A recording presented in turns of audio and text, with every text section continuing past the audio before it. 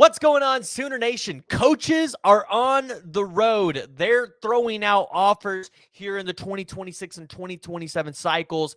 And with the Brent Venables summer camps coming up here in June, there's going to be some prospects on campus for Oklahoma. And there are a couple at the quarterback position that I think if you're an Oklahoma fan, you need to know who they are and you need to be paying attention. And you might be saying, Preston, you're off your rocker talking about 2026 because we're in the middle of 2025. That's what we care about, current and present. I understand. Bear with me just for a couple minutes, though, because if you all remember, Kevin Sperry committed really early in the cycle, and a lot of people thought that was crazy to talk about. Look at where we're at. Kevin Sperry's still here, and he has really helped anchor and set a foundation for this 2025 class for Oklahoma. And I think you're going to see something very similar for the 2026 cycle, except for you might have to wait a little bit longer to get that commitment. But before we dive into it, though, I need to hear from y'all, so make sure you join the discussion. Jump down in the comments below. Give me your thoughts, because when Lincoln Riley left Oklahoma, kind of the narrative around national media, which, they just don't like Oklahoma anyways for some reason, was Oklahoma couldn't recruit elite quarterbacks without Lincoln Riley, which seems like everybody forgot about the quarterbacks pre-Lincoln Riley era, right? Okay. So you got Jackson Arnold, 5-star quarterback, Michael Hawkins. You've got Brandon Zerbrug. You've got Kevin Sperry currently committed. He's not on campus yet, but he's committed. So who's next in 2026? There's a couple prospects. We've talked about them before. Faison Brandon, Darian Coleman. But the one I think Oklahoma fans really need to be paying attention to is Jaden O'Neal. And I know we've talked about him before, but I want to give you guys some recruiting updates here. And then I want to talk about a second quarterback, because I think Oklahoma's going to take two. Regardless of who they take, I think they're taking two. Now, they might not take two like top 100 guys, but they might get two. They might get one here, then one like, in the 350, 400 range, kind of like what you saw with Zerbrug and Michael Hawkins. But Jaden O'Neal, 6'3", 200 pounds, out of California. So wouldn't it be great to go into Lincoln Riley's backyard and take a quarterback from him there? A guy that is a 247 composite, let's just say top 65 player in the country. He's got 27 total offers. They're pretty elite as well. I mean, right there on the screen, I think you guys can see Florida State, but he's also got Washington. You guys know what Washington just did with Michael Penix Jr., Auburn, Miami. He's got Oklahoma, SMU, Texas A&M, Baylor, Alabama, Florida, Michigan, Ohio State, Texas. So he's wanted by some of the most elite teams in the country. I know I just included Baylor in that mix. Bear with me, though. But here's the deal. When you look at what Jaden O'Neal could potentially bring to Oklahoma, when it comes to his arm talent, like, he's got a really clean throw. He's got a really clean release, and he's got a pretty accurate deep ball. When you look at his stats, according to Max Preps, only a 60% completion percentage, but that's as a sophomore. So as he goes in his junior and senior seasons, that's only going to be improved. I bet this guy ends up out of high school at like a 65 or 67% completion percentage. And if he can throw the deep ball, if he can continue to improve on that and throw it as well as he has been throwing it, you're talking about a guy that he has the mobility to get out of the pocket and I think be a threat there, which I think is important in the Oklahoma offense. So talking to some people around Jaden O'Neal in that camp, he's going to be up here for the BV camps, and he's going to kind of be around some of those other recruits, be around Seth Luttrell, which Seth Luttrell was just out in his high school. And I think when you look at it, I think this is a prospect that Oklahoma is going to take very seriously. And I know you see the predictions in for Darian Coleman, who I guess really likes Oklahoma as well.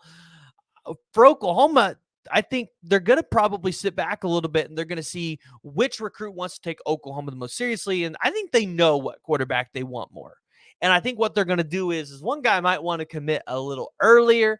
They might hold up on that commitment and wait for the guy they actually want and see kind of where that recruitment goes. I really don't expect your top prospect at the quarterback position to last very long. I don't expect the recruitment to go past the junior football season. I would say by January, you probably know who your 2026 quarterback is going to be.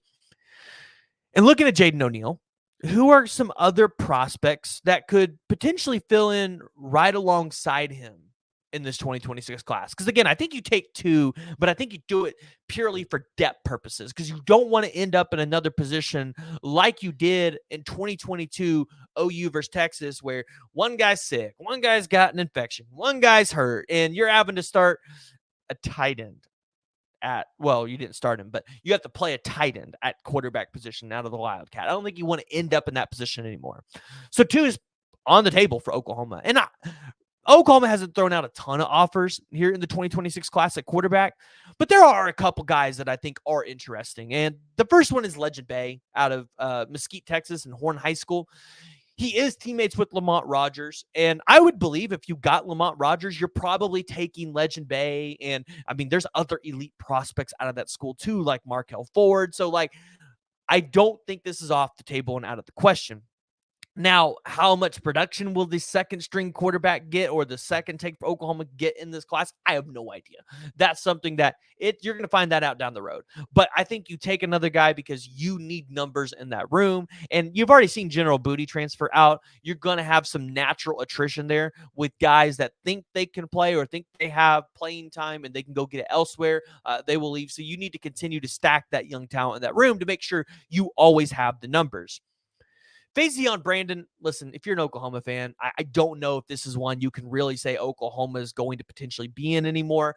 Number one quarterback in the country. Again, I think their top two prospects are Jaden O'Neal and Darian Coleman. I think those are 1 and 2. Switch them however you would like of what Oklahoma wants to be able to go out there and get. I think Faison Brandon probably off the board there. Obviously, Jared Curtis currently committed to Georgia. That was a prospect that we talked about when Oklahoma originally offered him. But another offer that just recently went out that I think a lot of OU fans should pay attention to is Jonas Williams. Now, don't know a lot here other than April 16th, he was offered by Oklahoma. I don't believe he's actually been on campus yet, but he's being recruited by Ohio State and Michigan, so two other elite schools there, so you know the kid can ball out a little bit. Last year, though, only 407 yards, 79% completion percentage, 7 touchdowns. So we'll have to see there, but I think that could even be a second take for Oklahoma. The problem is he's the number 130th ranked player in the 247 composite rankings. I don't think that kid's going to fall in the rankings, probably continue to go up. So I don't know if you're going to get two elite prospects committed in this class. So Jaden O'Neal, that's the name that you guys need to be familiarizing yourself with. He's going to be out here for the BV camps. Seth Luttrell has been out to visit him, so obviously it seems like the OU staff likes him. I think, from what I'm hearing, Jaden O'Neal's camp might like Oklahoma as well. Now, they're still visiting other places, so they're still going to do their due diligence and make sure, they see everywhere they need to go before they make a decision. But Jaden O'Neal could be a prospect that Oklahoma takes in this 2026 class. And if they do, this could be a guy that could be a 2 to 3 year starter for Oklahoma. So I want to hear from y'all. So make sure you guys are joining the discussion, jumping down in the comments below, giving me your thoughts, your opinions on what you guys think can happen in this 2026 class. Hey, and if you guys have made it this far and you have not already, make sure you hit that like and you hit that subscribe button.